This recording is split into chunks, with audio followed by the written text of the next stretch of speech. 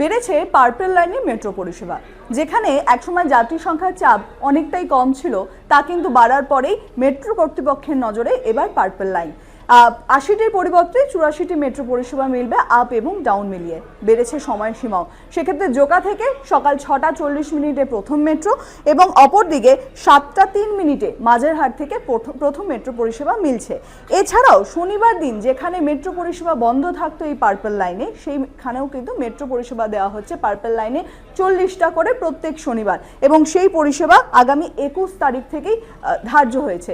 এবং এই পরিষেবার ফলে যে পরিমাণে যাত্রী সংখ্যা হওয়ার কথা ছিল তা কিন্তু অনেকটাই বেড়েছে, এবং সময়সীমার যে পরিবর্তন তা হওয়ার ফলেও সকালের দিকে যাত্রীদের চাপ কিন্তু যথেষ্ট বাড়ছে এই পার্পল লাইনে। এই পার্পল লাইনকে এবার বিশেষ নজর, কারণ আগামী দিনে মমিনপুরে থেকে যে কাজ তার অনেকটাই অগ্রগতি হয়েছে, ভিক্টোরিয়া স্টেশন সেটিও প্রায় অনেকটা এগিয়ে গেছে। তাই আগামী দিনে যাতে আরও সুষ্ঠু পরিষেবা দেওয়া যায় সেদিকেই নজর দিচ্ছে মেট্রো রেল কর্তৃপক্ষ।